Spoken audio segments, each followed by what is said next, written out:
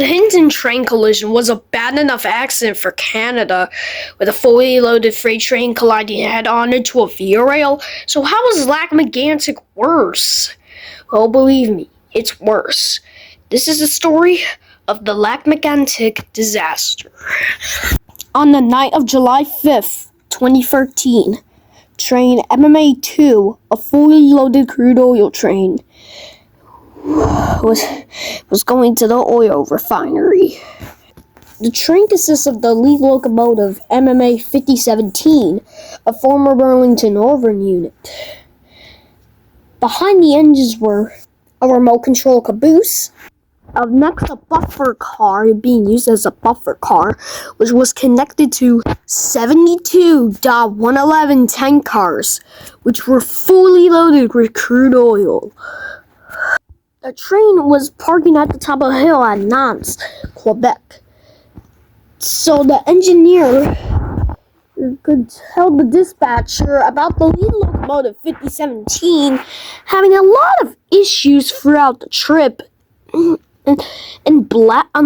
lots of black and white smoke was coming out of the exhaust. They both decided to deal with the situation the following morning. However, this wasn't the case. Then, the Nantes Fire Department, as a police officer from meagantic,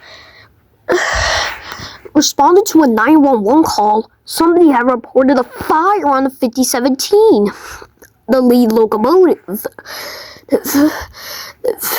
The firefighters extinguished the small flame and then told the dispatcher and MMA about what had happened. Strangely, though, MMA didn't grant permission for the engineer to return to the scene. Instead, they summoned a track maintenance foreman who was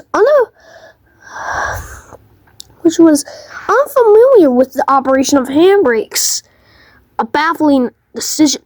At 0:13 the next morning on July 6, 2013, the air pressure had dropped so much that the handbrakes and air brakes couldn't hold the train any longer. And it starts to go down the 1.2% grade toward meagantic. Every second the train went faster and faster. At 1:15 a.m., I think, the train soon entered the town of meagantic at over 65 miles an hour, more than 6 times over the speed limit.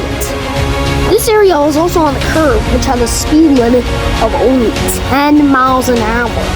It's that Yukon rail yard where trains must proceed at slow speed. Then the worst imagined happened. 65 of the 72 tanker cars, as well as the buffer car, derailed. The force of the impact caused many of the tanker cars open, causing about 6 million liters of crude oil to spill out and ignite, which generated a ball of fire 3 times over the downtown buildings. People at the terrace at the music cafe, a bar located next to the derailment site, saw the tankers derail and fled for their lives, as a blanket of oil generated a ball of fire. The fire was so bright, it can even be seen from space. People had to jump from the first floor of buildings in the central business district to escape the fires.